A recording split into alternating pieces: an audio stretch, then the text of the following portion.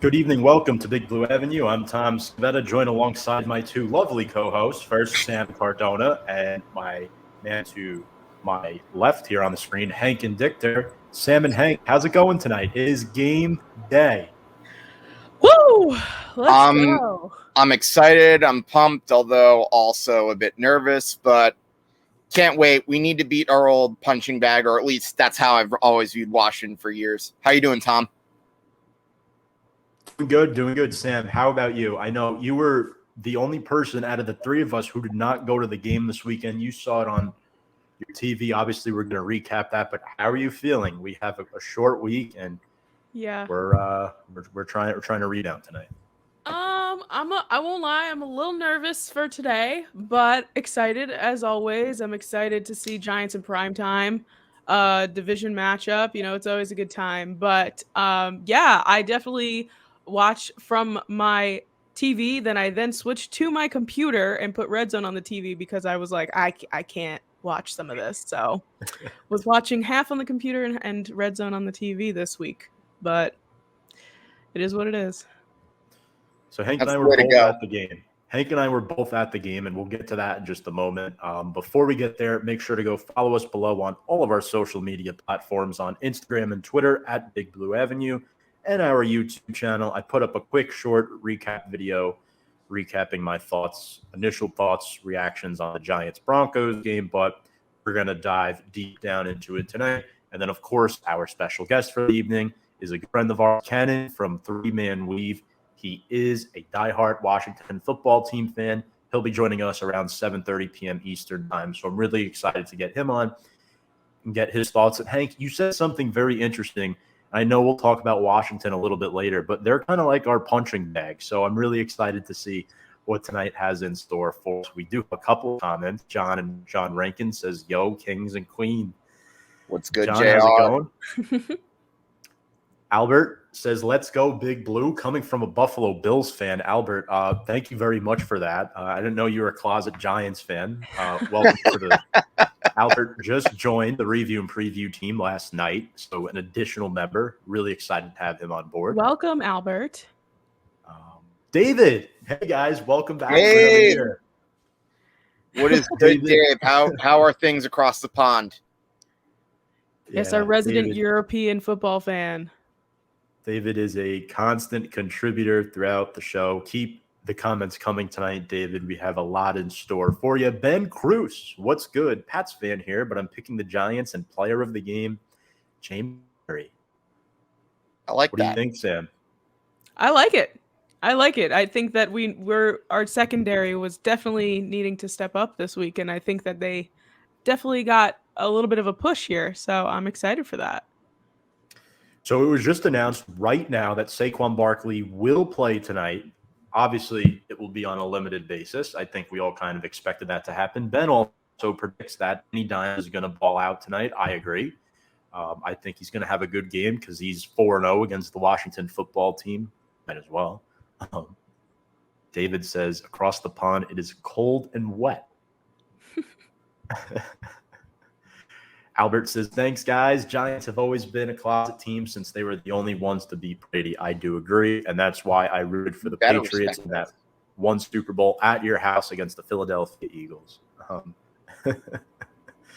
But there were a lot of cons at this Denver game and a lot of pros. And, Hank, I want to start with you. The experience at the game was awesome. I got to see Konstantin Maroulis perform at the Bud Light Beer Garden before the game with my brother and my uncle, who flew in all the way from Phoenix, Arizona to see the Giants throw up a dud. It was weird. LPG's trying to get noticed as usual, our super fan, but there are a lot of cons in this game where Daniel Jones, again, he had to fix turning the ball over. The Giants offense was very safe and conservative. He did turn the ball over, had that big fumble. And I think this is where we start. What did we think of Daniel Jones and his play in week one? Because we saw on the third play of the game, Denver jumped off sides and Jones threw a 42-yard bomb downfield to Darius Slayton. That's what he should be doing more. Yeah, I agree. I mean, here was my mindset going into this game. I was with one of my really good friends, and he and I were like debating whether we thought that Daniel Jones could potentially be the answer to this team. I think you guys pretty much both know where I stand, and I came into the stadium really, really hoping, oh, he's going to have a good game. And then when he threw that 42-yard pass, I'm like, oh, this is great. We got it. But then obviously, stuff happened on that drive. We couldn't end up doing anything from there on out. But then we took the lead in the first half with that touchdown. And then as they were down by 10, I saw him leading the Giants down the field. I'm like, okay, this is his time to shine. But then he turns the ball over, and I'm like, dang it, I just wanted that one day for him to prove every one of us wrong, any one of those doubters wrong. But the one turnover, that's the one thing that pulls your hair about Daniel Jones. It's always the one turnover that seems to overshadow whatever good thing he does. And it's like, it's just, I can't bring into words how frustrating it is, Tom. I don't know about you.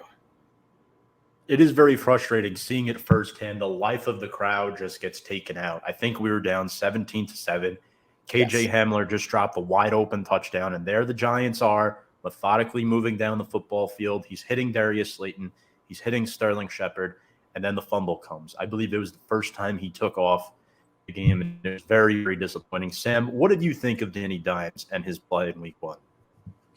I think that, like you said, the turnover is not great, and I sent you guys a stat like earlier this week about the turnover rate of Daniel Jones, but I think that he's like right there. I genuinely think he's right there, and I think the problem is, and I'm sure we're going to get into this later on in the show, is the play calling.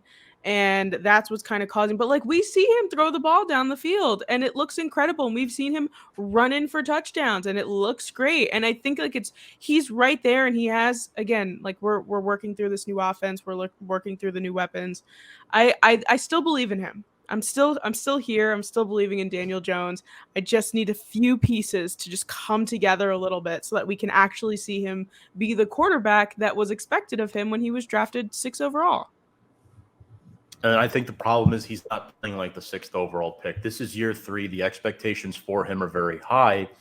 I think the play calling needs to allow Daniel Jones to take shots downfield. I want to see what we have in our quarterback. It is year 3 now. We should be able to find out what we have. And look, we didn't lose 27-13. We lost 27-7. We lost by 20 points. Denver was sagging off late in the game, and the Giants don't have any excuses. Denver didn't have Bradley Chubb, one of their best defensive players. They lost Jerry Jeudy, who took some hit. I think it was by either Logan Ryan or Xavier McKinney in the third quarter. So they were without 2 stars of their own. There's no excuse why the Giants go in. The fans are behind you. It's the 20-year anniversary of 9/11. You know, a lot of the first responders that the Giants visited at Ground Zero were at this game supporting their football team. It's the first time you have fans in the stadium for a regular season game in 2 years. And this performance was just embarrassing. The Giants, I feel like their issues just never go away. It's an ongoing circle. You can blame the play calling a little bit. You can blame Daniel Jones a lot of it. And you can probably blame the coaching. I hate to say it, but Joe Judge didn't coach his best game. I'm a big Joe Judge supporter, but I am trying to stay positive. How much can we really put on this offensive line, though? Because Daniel Jones had the most time in the pocket out of any quarterback in the NFL this week. The offensive line was outstanding. They had the 4th best pass blocking win rate in the entire National Football League. Andrew Thomas had an 80 PFF grade, highest graded PFF pass blocker on the line, and he contained Von Miller. I know Miller had a sack, but Andrew Thomas is showing a lot of promise entering year number 2. So, I mean, how much can we really blame the offensive line? The answer is we can't. They had a good game. Yeah, it's the thing with the offensive line is that we were skeptical going into this game, right, at first, because yes, because of the fact that it was worked on pretty late in the offseason in terms of gaining people and working on it and all these things. But the offensive line looked good. what makes me nervous is the fact that because the offensive line looked good and this is how the offense looked, even with this the line looking as good as it did, that's what makes me nervous, is that we thought that if the offensive line was good, then that would mean that our quarterback and our receivers would be, dominant. But we didn't see that in this game, and that's what's a little bit concerning here. So yeah, for this, the offensive line did show up and did do what they needed to do, and yet our offense didn't perform the way we expected them to with a better offensive line, and that's what's concerning. Yeah, I definitely agree with that. And I think it pretty much proves one other thing that we pretty much have been agreeing with and discussing. I want to see them let Daniel Jones throw the ball and take chances more because, like I said, this is a quarterback's league. This isn't the days where you can just rely on a good running game too. Well, no, I'm not saying you don't need a running game, but you need the quarterback to let the quarterback throw. Daniel Jones has the arm for it. And Tom and I have dissected this many a time when talking about the film. Daniel Jones has all the time in the world in the pocket. He makes a good throw. The receiver will catch it. It's that simple. Mm-hmm. Let him throw the ball. I cannot stress it enough. Yeah, and we look across the board on this offensive line. I know Shane Lemieux was playing hurt. They just placed him on short-term IR today, so he will miss the next 3 weeks. Lemieux, in his second year, he did get off to a strong start and limited reps, an 81.5 pass block grade. He only had 11 pass blocking snaps, but Shane Lemieux was the worst pass blocking guard in the National Football League last year. He was good. Nick Gates was a rock at center. Through 1 week, he's the 11th ranked center. Will Hernandez making the transition from left to right guard, he wasn't bad. Nate Solder was really the only issue, and Solder is a bum. All due respect for him on a personal level, but he's a bum. We saw rotation with Matt Purton there. Ben Bredesen came in to replace Shane Lemieux due to his injury. He picked up the slack. So there were some positives to take from this game, but another con that I want to bring up, actually, let's get to Hill's comment first. Why are y'all surprised? Okay, can I answer that for a second?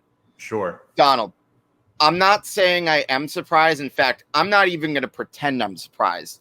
The fact of the matter is I'm more disappointed. I just wanted to be proven wrong, and I wanted to look good and feeling good about the Giants team. But what are you going to do? I'm sorry. Yeah. And Blake Martinez, oh my God, he might have had his worst game as a Giant. This is a guy that I love dearly. He's a captain on this football team. He sucked.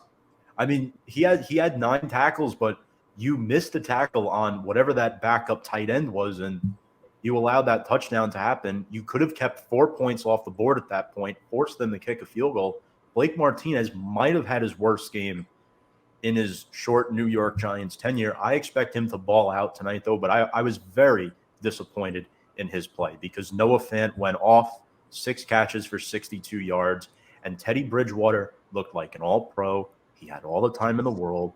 There was no pass rush, guys, and it seemed like Tim Patrick was getting open. Noah Fant was getting open. He was just targeting people, and he was picking our spots. Both of our corners were locking down the sidelines, but the middle of the field was wide open. That's been our soft spot, and Bridgewater had one heck of a game. So kudos to Teddy Bridgewater. I thought he was outstanding.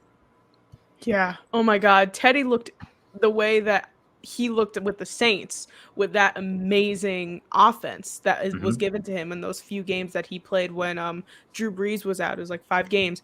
And I didn't think that the Broncos offense would let Teddy Bridgewater look as good as he did. It really was and on Twitter, I mean, Twitter was all over the place on Sunday during that 4:30 time zone. But I was just everybody on Twitter was saying, Teddy should not look like this. Teddy should be looking just as a decent quarterback, but we literally made him look like this all-pro, incredible, amazing quarterback, just performing left, right, and center. And it was just what is going on? And I agree, Blake Martinez, come on. We've been pushing you this whole offseason. Yes, Blake's here. Blake's going to make the plays. We saw some amazing plays in the preseason. And yet this game, I don't know what happened. I don't know what happened with him.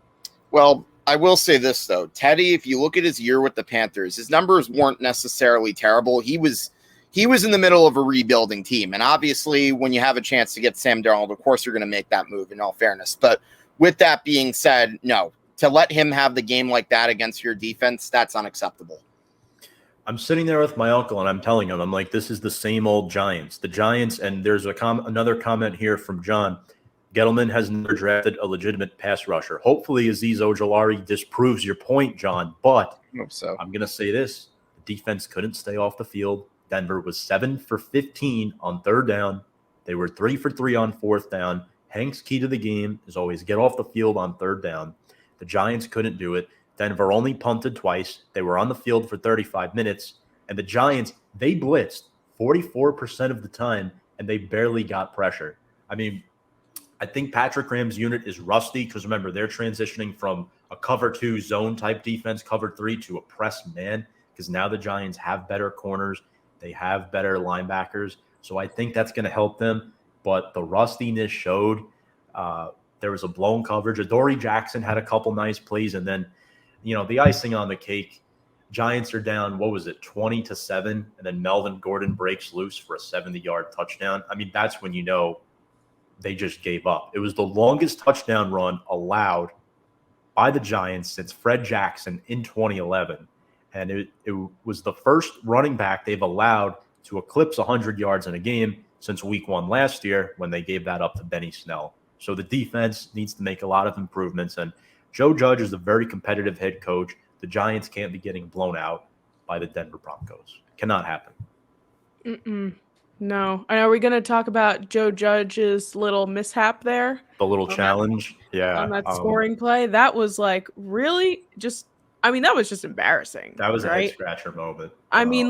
Everybody knows, yes, every scoring play will automatically get reviewed. It's just the way the game works. What do you do in throwing a challenge flag? Not only, yes, it cost us a timeout. Mm-hmm. But why? That just looks really bad on your part. We love Joe Judge here. We're big fans of Joe Judge. Oh, yeah. But that looked so embarrassing. You should know that. As a head coach, you should know that. And it's just not a good look to have something like that happen. It was not a good look. Jason Garrett, the play calling you mentioned, did not get Golladay involved until the second half. He had 1 catch in the first half. Golladay has glue on his hands. Anything that is thrown his way, the man catches. He was outstanding. 4 catches for 64 yards. A couple of other cons, and then we'll get to the pros. We'll talk more about Golladay and Sterling Shepard. Kadarius Toney only had 2 catches. They struggled to get him involved. Barkley, I think he was a pro just due to the fact that he came out of the game healthy and unscathed. He only had 26 yards rushing, but I really didn't expect much more than that. Nate Solder started at right tackle for the first time since 2012, and it showed. Von Miller had 2 sacks. And then Shane Lemieux, who was battling through an injury, only took about 30% of the snaps. Ben Bredesen stepped in for him at left guard. So those are my cons of the game. But now the pros. There are a couple pros. The Giants, they were down 3-0 early on. McManus kicks a field goal. Then they respond. This is in the first quarter still. 75 yards, 7-play drive that started with Kenny Galladay's first catch as a Giant, capped off by a 37-yard touchdown pass to Sterling Shepard. And we're going to break down this play now. I just want to show you a couple of angles on why Sterling Shepard made such a good play here. So as you can see in this formation, first, I want you to watch Caden Smith here on the bottom part of the screen. He chips his man, and Devontae Booker on the left side of the screen absolutely levels the extra man coming. Jones delivers a dime. Shepard makes the catch. Surtain misses the tackle. Now watch what happens here. Shepard has an opportunity to go straight for the pylon, but the white side of the field out of bounds is never your friend. So he cuts back in, absorbs the contact, and gets into the end zone. And we'll get another look of it here. Here it is again at full speed. And then it slows down. You can see he cuts inside because he knows he goes out of bounds. He's short of the end zone. That was such a heads-up play by Sterling Shepard. I don't know many receivers in the National Football League that will do that, and he really is a stud.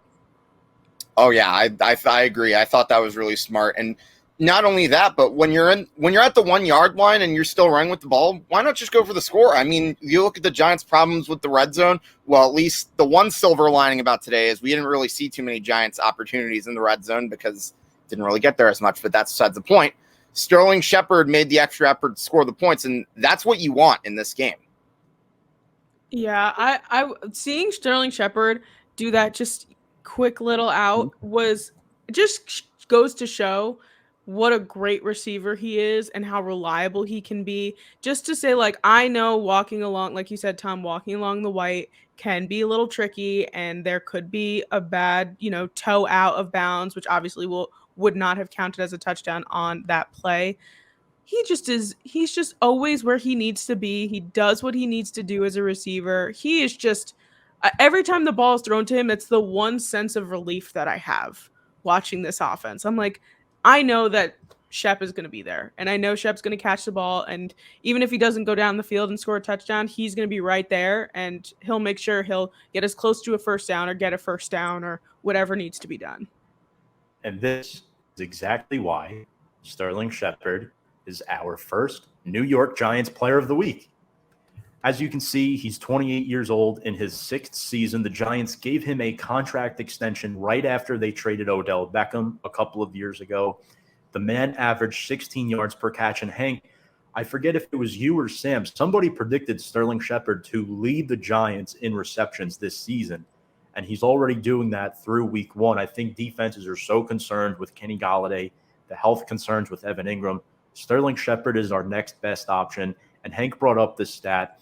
He passed Hakeem Nicks for 10th on the all-time list of Giants reception leaders with 320. To me, that's pretty impressive to do in 5 years in one game, considering all the time he's missed in the past. Yeah, this guy has slowly become one of my favorite of the Giants, and he's probably been the one consistent player on this team, honestly, if you really think about it. And those stats will really show it. And I think probably the reason that I think, Sam, we probably both picked them. I think the reason I felt that way was because we knew a lot of them were going to be targeting Kenny Golladay. You knew you couldn't really trust Evan Ingram, as talented as he can be and as much as we've seen flashes. So yeah, I think given that I call Sterling Shepard old reliable sometimes, I think that's probably where I was thinking that. And with those numbers, there really was only one player we could give Player of the Week to this week. Yeah, he really, again, like I said, he was like the one thing that every time the ball was near him, I was like, this is great. Like, we really need to make sure that Sterling Shepard gets more. I mean, 6 catches for 86 yards as a week 2 prediction, I think, is a pretty solid, especially when sharing catches in the offense with Kenny Golladay and Kyle Rudolph. But yeah, Sterling Shepard really is just, I think Old Reliable is a really good nickname for him because, like I said, he's always where he needs to be. He is definitely reliable in the fact that he can make sure he catches the ball. And even if it just means getting the down or getting close to a first down, he can do it. And that's just very, comforting to us, I think. And he has had some success against Washington in 7 games, 33 catches for 345 yards. And I do have my prediction for him tonight. I think he goes 6 catches for 86 yards against the Washington football team because I think Washington is able to neutralize Saquon Barkley, forcing Daniel Jones to throw the football a little bit more. So that is our New York Giants Player of the Week. And let's talk about the elephant in the room in Kenny Golladay. Making his Giants debut, 4 catches for 64 yards. And before we break him down, I thought he appeared rusty at the beginning. He made some big plays in the second half. Look for him to really be that bona fide number 1 wide receiver this year. Yeah, I mean, let's go through the highlights here quick just to show you how talented he is, and then we'll break down this film. And just watch his hands and the way he makes those contested grabs. You'll see it again here in slow motion, the route that he runs. And this is why the Giants brought him in, the way he is able to battle. He's going up against, I think that's Ronald Darby, and he literally takes the ball away from him. So all Jones has to do is throw it in his vicinity, and he's going to make the catch. Here's another one in slow-mo, and you can see it here in full circle how close this is to being batted down. Darby's hand is right in there, and Darby got a big contract in the offseason, and here he is coming back for one.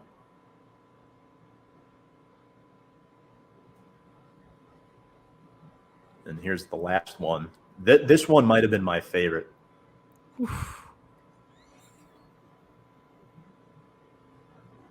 That's beautiful. That's our guy. That's beautiful. Thoughts on Kenny Golladay? I mean, there's a reason why he was one of the most wanted free agency wide receivers, right? Like, there's obviously, even coming off of an injury, there's a reason why.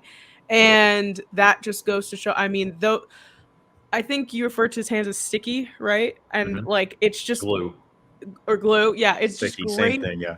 It's great to be able to see, you know, a receiver being in just the vicinity of the ball to be able to make a play. I don't know how in the most recent years if we've had someone like that on our team. So to have reliable of Sterling Shepard and sticky hands Kenny Golladay, like, that's why I think I'm so frustrated with this play calling, like Hank was talking about before. Let the kid throw the ball. Let Danny throw the ball, because it's obvious that it's not like we're throwing to people who are going to drop the ball on every pass. So it's just like, if they're reliable, if there's two receivers here that are reliable to the fact that we know that even just putting the ball in the vicinity of one of them is going to make a play, throw the ball. Like Jason Garrett, why? Why is this not happening? It drives me crazy. You know what the sad part we pointed out was? Pat Shurmur outcoached them offensively. And I think it was Tom, it was you who texted us on the side after the game. You said the Giants missed Pat Shurmur, and I'm like, I'm reading that text and I'm trying to think, oh boy, please, this isn't a hot take. But then the more I thought about it, it's like our offense in 2019 compared to 2020, definitely better, and I think it makes sense. And it all comes down to this: you got to let Daniel Jones throw the ball, and like Sam alluded to, you've got two sure-handed receivers, probably about the most sure-handed receivers that Daniel Jones has had. I feel like got to let him throw the ball. In 2019, I really wanted the Giants to look a little bit more at Brian Flores, head coach. I'm sorry, we already had Pat Shurmur, but Pat Shurmur should have been hired. The point I'm making is Pat Shurmur should have been hired as an offensive coordinator, not a head coach. He is an outstanding offensive coordinator, not the best head coach. We got out Shurmured in this game. No bad blood towards the Giants, but I mean, look, our defense is the same offensive coordinator who went 13-3 with the Vikings with Case Keenum. This is very true. And look what he did with Teddy Bridgewater. And the Giants only had 2 sacks. Now, Azeez Ojulari, he did record his first career sack. I view that more as a coverage sack. That was the first full sack by a rookie in week 1 since William Joseph in 2003. And then the other player who had a good game was Logan Ryan. 10 tackles. He forced that fumble that he recovered. He's the top-ranked safety in PFF this week with a 90.4 grade and ranked second in coverage among all safeties. So take those PFF numbers as you will, because some of them are skewed. I don't know how you folks watching feel about PFF, but some of the stats are fairly accurate. Xavier McKinney looked good as well. He defended a couple of passes. I was really excited to watch him play. But the bottom line is this: before we bring up Cannon, who is backstage, we'll be bringing him up in just about another minute. The Giants are now, and this is what's really, really sad. Since 2017, 31 out of 32 teams in the NFL have had a winning record at least 1 point. The Giants are the only team in the league who have not had a winning record. The Giants are now 0-1 for the 10th time in the last 11 years, 3-9 at home openers at MetLife. And then the last time the Giants won a week 1 game at MetLife was in the stadium's inaugural season. So, quite frankly, over the Panthers. It's just sad. This losing culture over the last decade needs to go away, and it needs to go away quick, because on my watch, we have a football game in less than an hour. So you would think that we would be used to all these 0-1 starts by now, but I know, Tom, you're probably one of the more level-headed Giants fans I know, but I know deep down you're right up there with me. We are It's so frustrating. And how is it even possible to go through all those years and be 0-1? Yeah. Curse of the Beach Boys. I think at this time, it's a perfect time to bring up our guest from the Three-Man Weave. He's a very knowledgeable football fan of the Washington Football League, Bryan Cannon. Cannon, how's it going, my friend? Long time no talk. Long time. Thank you, first and foremost, Tom, for having me on. Thank you, Hank. Thank you, Sam. It's an honor to be here. Awesome. We really look forward to having you. Let's get right into it. So, folks, if you have any comments in the stream, too, for Cannon, myself, Sam, Hank, feel free to shoot them in the comments section. We really do appreciate it. Now, your team won the division last year with a 7-9 record. And ironically enough, the NFC East went 1-3 in week 1. Who would have thought Philadelphia would be the only team to win their week 1 opening game? Now, your team lost to the Chargers 20-16, a game that you led late in the fourth quarter. How big is this game tonight? Because teams that start 0-2 only historically make the playoffs 12% of the time. And not to mention, Washington is starting off the year on back-to-back home games. So how important is this game for both teams, in particular yours? I mean, the game is super important. First, to all the implications that you just listed. And even going back to what Hank said when I was backstage, those 0-1 starts, you don't want that to snowball into the 0-2, especially with us opening up at home 2 weeks in a row. So it's like, you got to win one of these because you're wasting your home games if you don't. Already, with the Eagles winning and everybody else losing in the NFC East last week, it puts us behind the 8 ball. So if we take a division loss, either one of these teams, whether it's the football team or the Giants, we're going to really be behind the 8 ball on top of the stat that Tom just told us about teams starting 0-2 very rarely ever make the playoffs. So it's a huge game. It's a primetime game. And it's the rivalry. I think we could throw all the stats out of the window when it comes to the rivalry, which is why Daniel Jones seems to do so good against the Washington football team, because nothing else really matters. People really get up for the rivalry. So I'm super excited. I know you guys are super excited, and I really can't wait. Yeah, and I know, of course, tonight the big news is Taylor Heinicke will start for injured quarterback Ryan Fitzpatrick. And I think the biggest thing is last year, Heinicke got a big-time playoff start against the Tampa Bay Buccaneers. Chase Young pointed at his jersey. Remember that name because you're going to see him again. Mm-hmm. How do we feel about that, guys? Okay, well, no, you go. No, you go, Hank, because I want to hear what you got to say. I think that's a bold statement for someone who's only seen their teammate play one game. But I mean, if he has confidence in their quarterback, I mean, hey, that's what he's supposed to say. He's not supposed to say, oh, this guy's not good. No, if I were Cannon, if I were in your shoes, I think I would actually appreciate that from Chase Young. Oh, absolutely. And I agree. I agree with what you said, but I think he saw so much unpreparedness from Haskins last year, just to see the work ethic from Taylor to be able to come in and know the plays. They asked him last year, this is prior to the playoff game, they said, like, tell us the plays that you like, and he said, put the whole playbook in there because I know it. So it's like, that's the difference. Like Dwayne Haskins had all summer, got the playbook early, you drafted number 1, and you still don't know the plays. We still can only use a certain amount of plays. This guy has a chip on his shoulder. And I'm not saying that he's great or anything like that, but what I will say, last year late, when he replaced Alex, our offense was stagnant because Alex physically just could not do it with the leg. Heinicke came in, the team immediately moved. That was the game that he took over prior to the playoff game, which is why Chase Young was like, it's something about this kid, because it's like he was prepared. He wasn't afraid of the moment.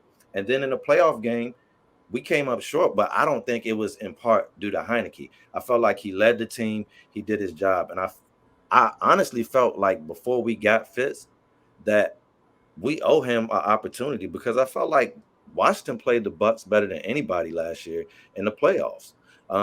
So you know, for us to get Fitz and then just Fitz doesn't really have a resume to be benching anyone, to just say, you know what, you came in and bailed us out last year, but we're going to go with Fitz. I thought that was kind of a slap in the face. But I also understand that Taylor hasn't done anything yet. So it's like, yeah, you know, even though I was impressed as a fan, he still has to go out there and prove it. He has to get some W's in the column, and it's going to start tonight. He has to prove it tonight. And I will say, when he came in last week, he you know, he wasn't the reason that we lost. Unfortunately, we had a fumble by Antonio Gibson late. You know, I still think he handled the offense well, and so I'm excited to see what he can do. I think he's one of the most competent quarterbacks that have been under center for Washington in a long time. So, you know, he's not super athletic or super talented or anything, but I think he can get the job done. Before I get to Sam, yeah, go ahead. Hill says it's documented. I can vouch. LOL. I think I saw the thing that you posted, Hill. I see where you're coming from. Sam, go ahead. I just wanted to say really quick about Taylor Heinicke is that what's going to be really telling tonight is if he performs the way that he played in that playoff game, and he performs the way that everyone is expecting him to, with this very, you know, strong knowledge of the playbook and knowing so much about this offense. If he can perform, I think that this quarterback talk of, you know, whether they're going to pick up Cam or get somebody in the offseason with Ryan Fitzpatrick being injured, I think that's going to silence a lot of people, because even if it is just one more game under his belt, it's obvious that Taylor Heinicke is there to play. He wants the starting job. He wants to keep this job because this is an opportunity for him. This is for him. He, you know, with Ryan going out, unfortunately, like, you know, nobody wants to see a player go down, but that's an opportunity for you to step up. And if you perform well and you do what you need to do as a starting quarterback, he might keep this job, and it might be something that's longer than just this season. So I think that this game in particular is going to be very telling, especially for Taylor Heinicke's performance. I agree 100%, Sam. I don't think the game plan changes much, whether it's Fitzpatrick or Heinicke. I mean, I think the game plan stays the same.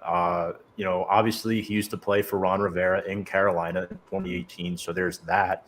This kid didn't play in the NFL in 2019. He was out of the league. He wasn't picked up. And then on Sunday, he looked pretty good. 11 of 15, 122 yards and a touchdown, making his third career start tonight.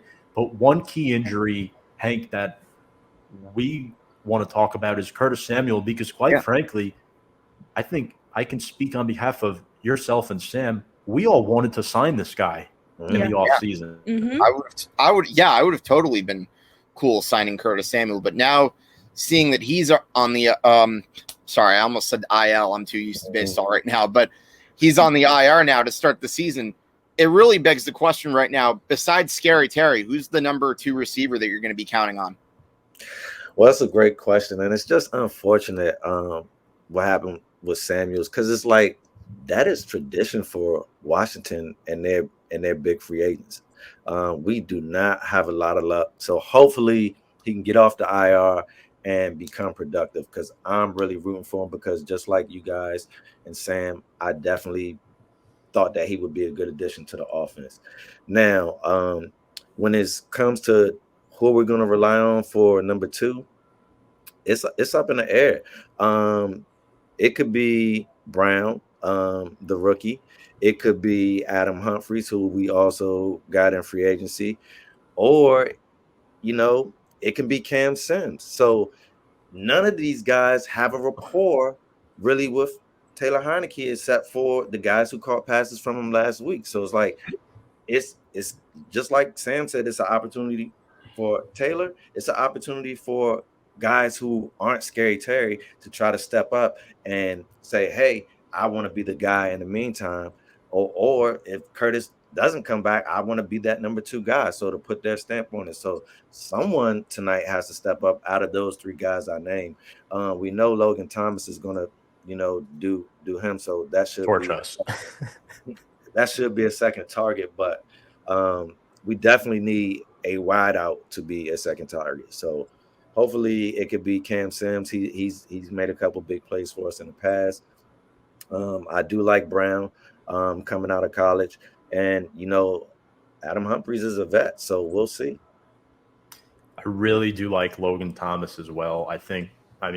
If you watched the game last week, Noah Fant tore us up. Your tight end is your best friend in this game, especially for a backup quarterback, because I know Antonio Gibson, I believe he's going to play, but he is a little banged up. So I think Thomas is probably the guy that picks up the slack for Curtis Samuel. I think he sees a lot of his targets. So you kind of answer that next question for us, but now kind of transitioning into the defense here, you feature Chase Young, Jonathan Allen, and Montez Sweat on that defensive line. That's outstanding. But who is one player that falls under the radar defensively that we don't know about? Obviously, we know you have Landon Collins. You took David Mayo from us in the offseason, who's a reserve linebacker, I'm pretty sure. But who falls under the radar that Giants fans tonight should be like, hey, look out for that guy because he might make a play or two? Well, I say this to Hill and AJ all the time. Matt Ioannidis, who is a defensive tackle, and he's in a steady rotation with Allen and Payne, and he's in there and he's making plays. Last year he was injured, so a lot of people didn't notice him. But the year before, he led the D-line in sacks. So, and that was the year prior to Chase coming. So look out for him tonight. And in the secondary, I'll say Cam Curl. Cam Curl's really been playing and just doing his job. The secondary was kind of getting torched last week, but Cam Curl was the one guy who was saying, like, at least not on me. So he's been impressive to me. I'm hoping that he'll impress more tonight. That remains to be seen, but those are my two sleepers, one on the front end and one on the back end. Awesome. We do have a couple comments. Kim didn't get along with Rivera, so he's not coming to Washington. That's what he thinks. And James asks, Tom, why is Joe Buck calling the game? Fortunately, the game is on Fox, I believe, right? Is it Fox or NBC? I'm not even sure. Fox. I think Joe it's Fox. Buck's not as bad as you guys make him out to be. Sorry, that's my hot take. I like Joe Buck, so He's fine. Yeah. Hank, what do you got for us? All right, so the next thing I want to talk to you guys about is last week we know that the Washington defense was exposed a few times last week. We know Saquon's in the path to being fully recovered, but obviously if you're the Giants, you're giving him limited reps, which is pretty much what we expected before the season. But with that having been said, what about this Giants offense scares you the most? Well, you said it. Sterling Shepard is what if I watched the game last week, I have to be worried about Sterling Shepard, especially when I saw what Mike Williams did. So, I'm hoping, and I don't think it was a player talent thing. I really think, we played too soft, and I think it was a scheme thing. So I'm hoping, we can adjust scheme wise, but we cannot let Sterling Shepard do to us, what the Chargers wide receiver core was able to do, which was pretty much have their way, especially on third down. They were big on third down. And so we got to stop the quick pass. And I don't care what anybody else says about Daniel Jones. He normally torches us. So it's like, whatever it is, we got to stop. We got to stop the ball. And Saquon's back there. I don't care if he's healthy or not. He's got to be primary to stop first, because to me, he's one of my favorite backs, honestly. So I know what he can do. I don't want to see him getting loose in the secondary and running wild on us and get that confidence that he needs to feel like the old Saquon. So, I hope hopefully the D-line can, get pressure, more pressure than we did last week, slow Daniel Jones down, keep him confused so that he can't pick us apart like he's done, the previous 4 times that he's played us. Yeah, definitely. I think you pretty much said it best, and I appreciate you saying Sterling Shepard, by the way. I'm glad you share the same viewpoint as us with Sterling Shepard being one of the more underrated targets on the Giants, and I love that Tom's showing off what's probably now an obsolete. The OG, right? The OG. It's the OG jersey. Yeah, I love that, though. No, he's great. And let me not, I can't forget Golladay. Definitely, yes. He's a big play guy. Y'all highlighted that also. His catch radius is out of this world. So, he was getting his feet wet and did look pretty solid last week. So we have to be we have to be worried about everything. Like I said, this is a rivalry game. Everything goes out the window. So, you know, you can't sleep on anybody. You have to watch Ingram, everybody. So we have to be worried about everything. Correct. Well, Sam, I think Ingram's out tonight again, right? He won't be playing. So your guy, Kyle Rudolph, will be starting at tight end. And our number 2 tight end, Caden Smith, is the reason why Chase Young is on the Washington football team, if you remember his overtime touchdown 2 years ago. So Caden Smith and Kyle Rudolph at tight end could be 2 players to watch tonight, Sam. Absolutely. And I think that what we had struggled with a bit last week was obviously being in the red zone, not only getting there, but when we were there, we couldn't convert the points in. And I've talked about it so many times throughout the offseason is that Kyle Rudolph should be somebody that we're targeting in the red zone because he has great red zone presence. So I think that Kyle Rudolph is going to be someone that this defense definitely needs to look out for. And he's not Evan Ingram. Evan Ingram, I think, is a little bit smaller. He's a bit quicker. Kyle Rudolph's a much bigger guy. So he's not going to be as easy to take down. And I'm hoping, because I just want to see Kyle Rudolph succeed. I've been singing his praises for so long. So I definitely want to see Kyle Rudolph in the red zone. And, not having Evan in the game is not the worst thing in the world. I don't hate it. Oh, we did miss him last week. A little, yes, yeah. We missed him last week. A little. As much as I hate to say it, because I don't want the Giants to re-sign Ingram. I'd love to trade Ingram, which, his catching technique is still ridiculous. But but he's dynamic at the same time. He is. Yes. He's scary. He's dynamic, but he does have the dropsies. So it's like, but Sam nailed it. Kyle Rudolph is less dynamic, but he's short-handed. So it's like, you got to find a guy that can do both. Trade-off. But one thing I know about the dropsies is that is curable. That is curable. Okay. So it's like if Ingram had a good offseason and he's going to be healthy when he finally does crack the lineup, then I think, the sky's the limit for him because he has all the tools that it takes. So I also think Evan Ingram is great, and obviously he was a Pro Bowl tight end last year. It's very possible that he may succeed somewhere else. Like, I feel like that might also be just our offensive scheme might not be the place for him. But if he comes back in here and he cures his dropsies, and I will swallow my pride. I will sit there and not pretend like I didn't say everything that I did say this past year, but I will say, okay, Evan, if you perform the way that you do, I will take everything back that I can. Well, Sam, you want to know what my favorite mantra is? Yeah. I would rather be wrong and pleasantly surprised than right and unhappy. That's Absolutely, one of my mantras. Hank. I like that, Hank. That's a really good way of thinking, Hank. I've said that many a time with the Giants over the years. I want to get to a quote made by Joe Judge this week in a presser. He opened up a presser saying, "Don't expect the offense to open it up Thursday." He emphasized how Washington doesn't allow explosive plays. He said you have to tick, tick, tick down the field. What do we think about that? I would say the Chargers would like to beg to differ. Well, Herbert got the ball out really, really quick. And that's what I was telling Hill, because a lot of people are saying that Chase Young was just neutralized. But I said, I don't know if he was just neutralized or if Herbert just wasn't holding on to that rock. He was letting that thing fly, which is a good game plan when you're facing a good defensive line. So, it's up in the air, though. Yeah, I mean, I'm not going to take what the media said about that too seriously. Again, sometimes we know Dave Gettleman's played that poker face before. He says something and he does the exact opposite. Joe Judge may have just been giving like a bland answer to a question, right? But moving on to the keys to the game, because obviously there are some big keys to this game. And before I get there are 3 former Giants players on the Washington football team. Eric Flowers, who we all love. Landon Collins, I miss him so much.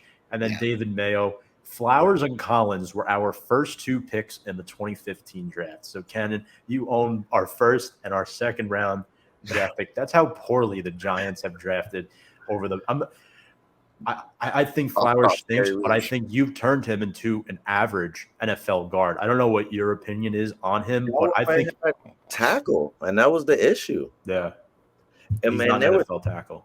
And there were so many Giants fans who just wanted Flowers gone. I remember that.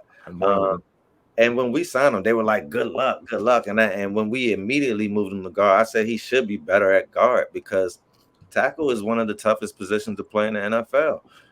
And so he was decent the first stint, and he was decent in training camp and so far. So it's like, I can't knock him. You're never going to be able to have all-star athletes on your line. You'll be lucky to have 2. The rest have to just be able to do their job. Mm-hmm. And if you can do that and you can become a unit, that's what makes the lines great. They're a unit and they move as one. It's not just because they have a spectacular lineman or a tackle, because I've seen lines with a spectacular bookend tackles and still not be an elite line. So, you just have to become a unit, and it takes scheme, it takes coaching, it takes communication. So, we'll see what you guys do this year, but I do like Eric Flowers. I do like, let me say, I like the new look Landon Collins. But I didn't like the big play Landon Collins that signed all of that money when we first got him. I felt like he missed a lot of plays.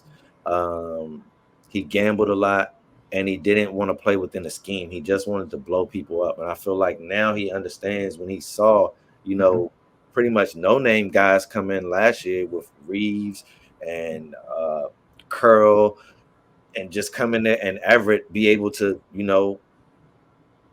play the position and play it well, without being a superstar or having, or being a big hitter like he was. So I think he realized, like, these guys will take my job if I don't come in and get with the program this year. And I do like Mayo also. So thank you all for the players. Hopefully they can help us get the victory tonight. Now, moving in towards keys to the game, I think one thing I noticed from watching the film of the Chargers Washington highlights is that you have to attack the sidelines against Washington's cover 2 defense. I mean, as I mentioned earlier, get the ball out quick like Herbert did. Get Golladay involved sooner as well, because his hands are filthy. I think that's one big key for the Giants. Sam, is there a key in particular to this game that you think the Giants have to take in order to win tonight? I definitely think that based off of last week and seeing the way the offensive line played and seeing the fact that going up against someone like Von Miller, that Daniel Jones was one of the more protected quarterbacks last week, that's what needs to happen. We need to see Daniel Jones have enough time to create plays, because this defense is very good.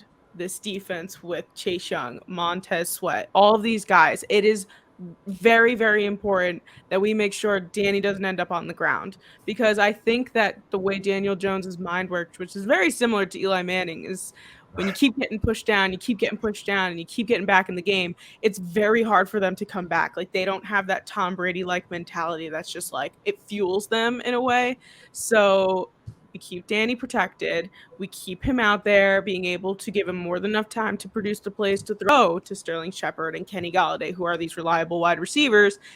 And I think that is a very, very big part. So I think the offensive line just needs to keep doing what they're doing. I know that we have some guys that got shifted around this week, and we have some new people on our offensive line. That I think is because I'm very afraid of Washington's defense. So I think that, yes, Billy Price expected to start at center. Yep. And Nick Gates is moving to.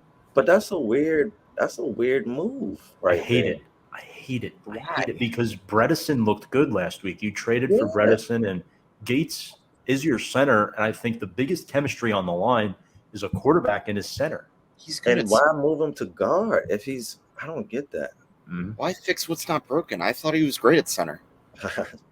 Maybe Bredesen hasn't had enough time to learn the playbook yet, that they don't want him out there that much. Maybe they're going to rotate guys on the line, because Nick Gates can realistically play anywhere, but that's true.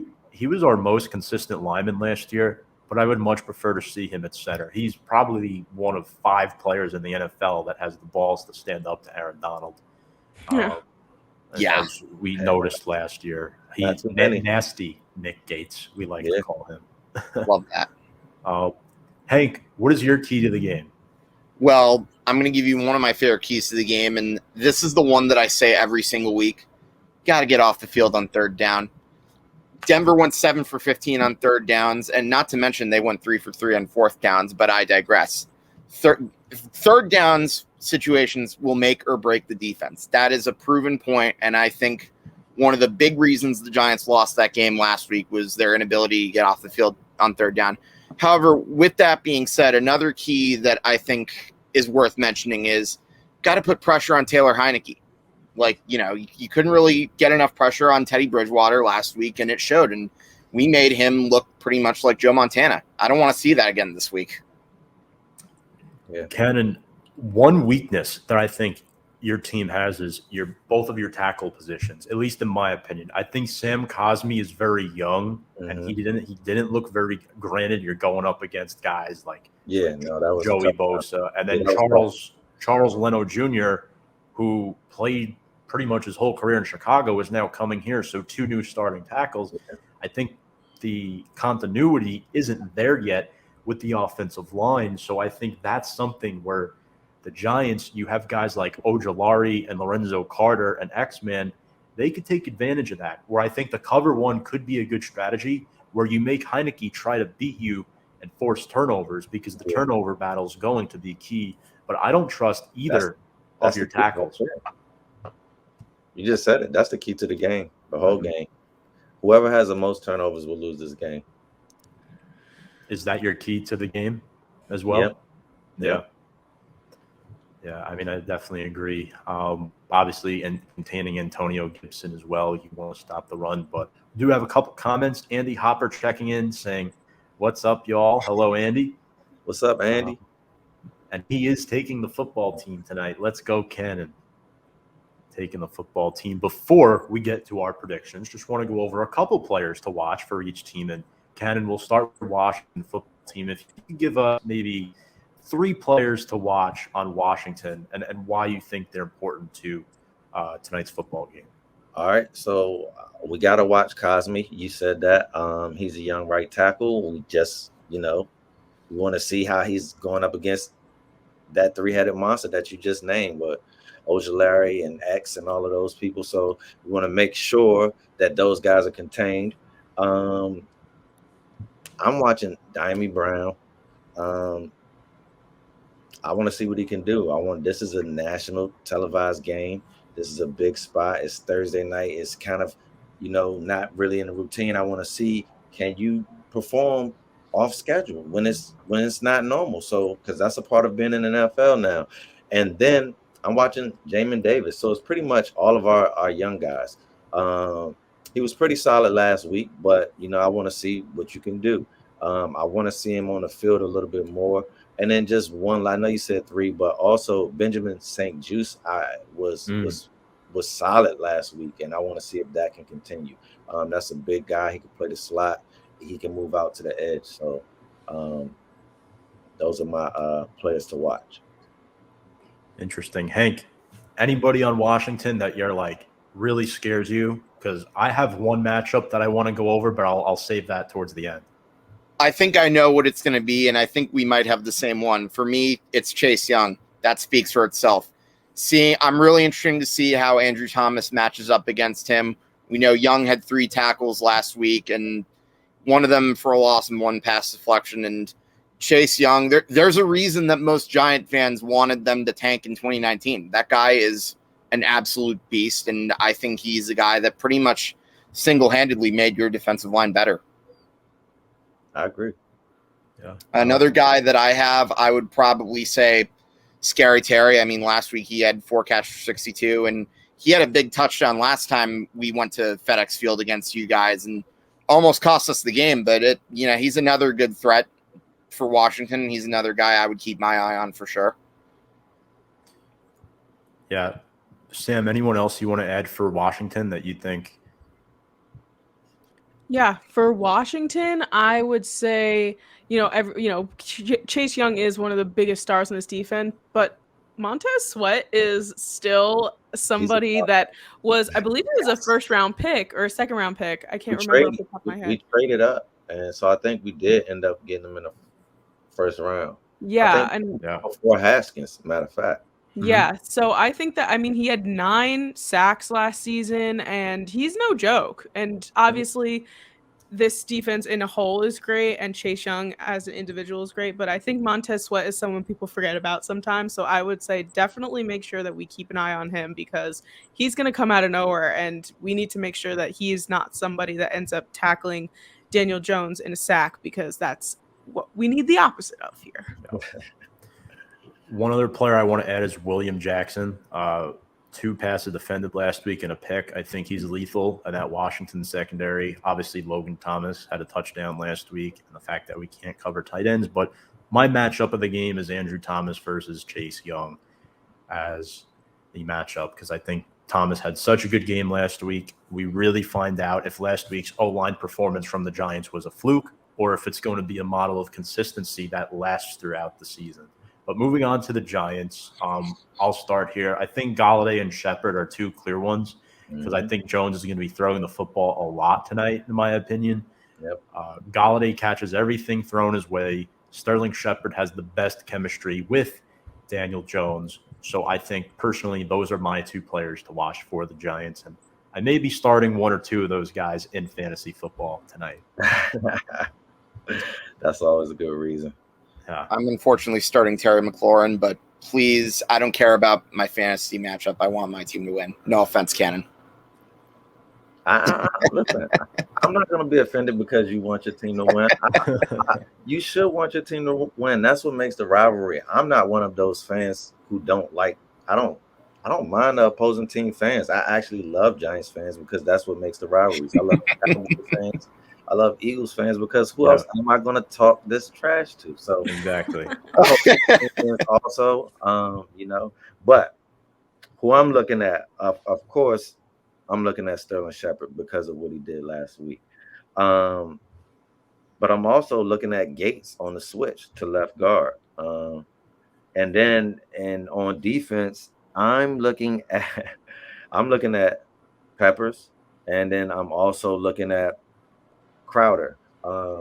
Since we're gonna, Antonio Gibson is one of our certified weapons that we've been using, lately. So that should be a good matchup right there. So those are the players that I'm watching for on the Giants. And then also Daniel Jones, because he normally does well against Washington, even though he may not do well for the whole season, or but he does play well against Washington, so I definitely got to keep an eye on him. He'll ask, who did Andy's dog pick? I don't want to speak on behalf of Brew, but I believe he did pick the Giants, Hill, but you may want to get that from Andy and not Brew is funny. I've been reposting Brew because I just love the picks. He's going with the fake me out each time. 2 weeks in a row he did that. Yeah. He is pretty accurate. Sam, who do you got for us? I want to say somebody that we were discussing earlier and needs to step it up a little bit, and that's Blake Martinez, my guy on the defense here. He needs to make sure that he just dominates in this game because of the fact that he was slightly off last week. I want to see preseason Blake Martinez. I want to see last season Blake Martinez. I want to see him just be electric against this offense. So that's definitely who I want to keep an eye out for today. Hank? I think for me, I'd want to see Logan Ryan. He was the one guy that really showed it to play defensively, and you had to love the effort he made punching the ball out of the receiver's hands when he was near the end zone and the Broncos failed to score early. And that was a play that I kind of thought was going to help change the momentum for the Giants, but obviously we know what happened afterwards. But with that having been said, Logan Ryan, I think, is one of the better individual defensive players. He's one of the best members of our secondary, and I really can't wait to see what he does against these Washington receivers. There's one other player I want to add before we get into our game predictions, and then we'll wrap this up. Leonard Williams. I think he's the leader of our defensive line that lost a couple pieces. We lost Dalvin Tomlinson, who we couldn't bring back due to the financial climate of the offseason. And then B.J. Hill, who we traded away to the Cincinnati Bengals for Billy Price, who's starting tonight at center. B.J. Hill had 2 sacks for the Bengals last week. So there you go. Big Cat really needs to step up. And then quickly, the injury report for the Giants. Cam Brown is out due to a hamstring injury. Shane Lemieux out with a knee injury. He was placed on short-term IR as he joins Evan Ingram there as well, who is out with a calf injury. So Lemieux, Brown, and Ingram for the Giants. And then for Washington, Ryan Fitzpatrick with the hip, and then Curtis Samuel with the groin. Both starting running backs will play in Saquon Barkley and Antonio Gibson. And now this is the moment we've all been waiting for. The anticipation's building. It's almost kickoff time. We're about 10, 15 minutes away. Our game predictions. So Washington, I believe they're favored by 3.5, I want to say. Obviously, the Giants have not lost to Washington since October 28th, 2018. Daniel Jones, 4-0 in his career against Washington, 900 passing yards, 8 touchdowns, 100 quarterback rating. Now, given the Giants and their historic dominance against this football team, are you confident in the law of averages, or do you still worry about the same result, Cannon? I was literally just sitting up here thinking, like, it's gotta break. Like, it has to break. It can't keep happening. But you know what? This is before. This goes back before Daniel Jones. This goes back to all the way back to when Tiki Barber learned how to not fumble, and it's been high and tight. Yes, high and tight. Since then, so it's like, you know what? We struggle with the Giants. I don't know why we do. That's just a part of the rivalry. So I'm hoping for the law of averages, Tom. I'm hoping that we can get a break in that, and I'm hoping that it just doesn't continue to trend, you know, in the same direction. So of course, my prediction is Washington with the W, and I like the 3 points that, you know, that Vegas is giving us. So I'll say Washington by 3. I'll say 2017. Cool. Sam? I feel bad, but I am going to go with Washington in this game because I think that there is an end to streaks like you were saying, Cannon. So it's going to be close, though. I have a feeling it's going to be very, very close. I'm going 23-20 Washington. But like Hank said before, I'd rather be wrong and pleasantly surprised. So obviously I'll be sitting here rooting for the Giants, but I think statistically wise, defensive wise, offense wise, I think that the Washington football team will put just a little bit over the edge to beat us out, but hopefully not. But we'll see. All right, Hank, you're up. I am probably going to be going against my better judgment here. I mean, listen, a lot of times I've picked the Giants and I've been wrong over the past few years, and I still think the Giants are going to win despite all the shortcomings that I saw last week. I think this time I'm going to go with the score. I'm going to go with the 3-point game again. I'm going to say, actually, no, I'm going to go 24-20. I'm going to go with a 4-point game. Probably against my better judgment, and I'll probably be very wrong, but hey, let's go Big Blue. Every time they play Washington, good things usually seem to happen. So based on history, that's what I'm going off of, and maybe based on my blind faith as well. Besides, I can't let everybody on the stream pick Washington. That's all. So I like going in this with a very level-headed approach, and the Giants have had a lot of success against Washington. And all history, records, the law of averages point to the Giants winning this football game tonight. However, I was disgusted with what I saw at MetLife last week. The changes on the offensive line concern me. Barkley not being 100% yet concerns me. I get it. We're going up against the backup quarterback. They don't have Curtis Samuel, but there's something about this 0-2 streak that we've had for the past few years now. Giants lose tonight by a final score of 21-20 and break my heart. So Washington will win this football game tonight. And Washington has back-to-back games at home. You can't start your season off that way. They play the Bills next week, and I can't see Washington starting 0-3. where the Giants have the Atlanta Falcons where they could easily rebound. And I'm not saying that's the reason why I'm picking Washington, but I think from what we saw last week, Washington looked better in their game than the Giants did. They played more of a complete game despite their shortcomings. So that's my final score, although I hope I'm wrong, because usually when I don't pick the Giants, they come out on top. That's how it works.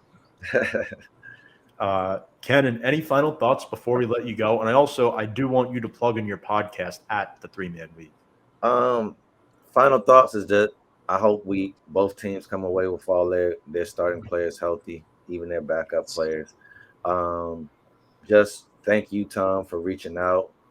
Thank you all for having me. It's been an honor and a pleasure. Hopefully we can get you onto my show with my co-host. Yes. And we can talk sports there. You guys are welcome. And of course, you can find us at 3manweave_ on IG, Twitter, and we're also on TikTok. You can email us. We field questions for our episodes. We'll use your topics if you want us to. You can email us at podcast.3.man.weave@gmail.com. And please subscribe to our YouTube channel at 3Man Weave Podcast. So that's us. Once again, I appreciate all the love. And it's been an honor to be up here talking the rivalry with you guys. Thanks, Cannon. You're the man. Appreciate it. Looking forward to watching this game tonight and hoping for the best, not just for our team, but for your team as well. Hope it's an awesome game. And again, thank you so much for coming on. We really do appreciate your time. Thank you. All right, take care, Cannon. That was Bryan Cannon from the 3-Man Weave. Sam, Hank, any final thoughts before we sign off? Kickoff is just moments away. I'm pumped. Let's go, Big Blue.